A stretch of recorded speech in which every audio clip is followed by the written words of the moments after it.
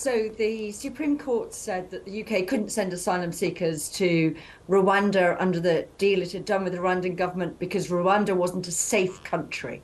So the UK has now developed a twin track approach.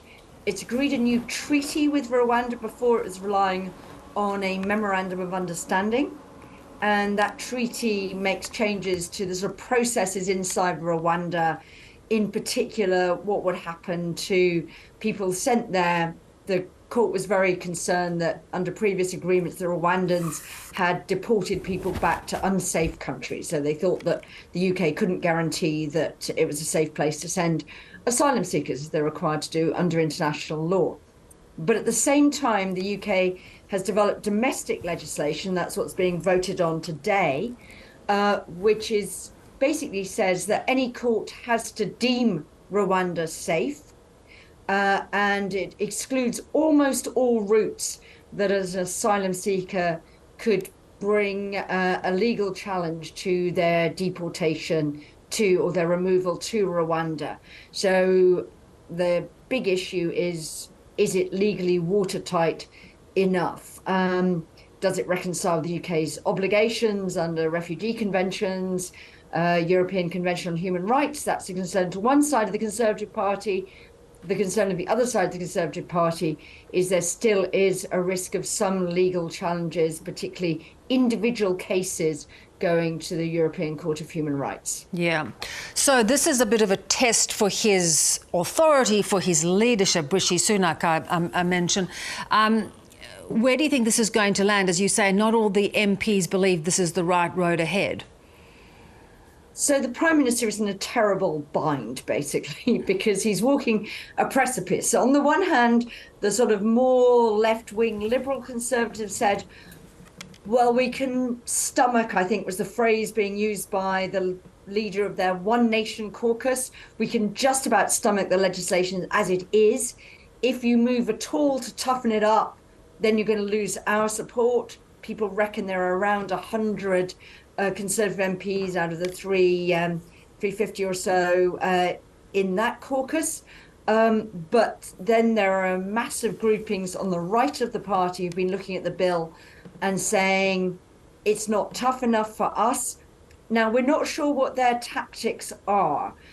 One tactic would be to vote for the bill at this stage. This is just its second reading, and then introduce amendments when it goes into its committee stages to toughen it up, to plug what they see as the remaining loopholes. The problem for then is that if they succeed in doing that, and they probably wouldn't because I don't think there's majorities in the Commons for toughening this bill up, even if they succeeded, would they then lose the support of the more left-wing Conservatives when the bill comes back for final consideration in the Commons?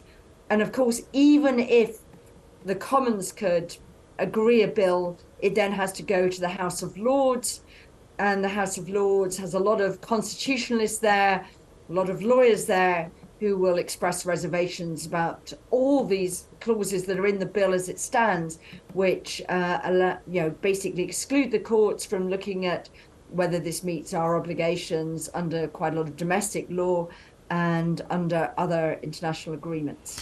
It seems like such a fraught path. You know, Rishi Sunak's polling is so low. Why is he sort of staking everything on getting this legislation across the line? Well, it goes back, I think, to some of the commitments he made over the year. One of his, at the start of 2023, he set himself 5 things that he was going to deliver. And one of them, and he keeps on appearing on podiums with this emblazoned on it, was to stop the boats. And he's taken lots of advice from Australians. It's very much modelled on the Australian scheme of dealing with people trying to come to the country without visas and illegally and claim asylum when they're here. The UK doesn't have the same options as Australia because our boats are coming across 22 miles of channel, of the English Channel, rather than coming down from Indonesia into international waters and stuff like that. So they get here, basically. They get to the UK. We can't turn them back before they get to the UK. So this is his real problem. So the idea the Prime Minister's managed to stake everything on this Rwanda scheme, which wasn't actually invented by him. It was invented by Boris Johnson, so 2 prime ministers ago, and his then Home Secretary, Priti Patel.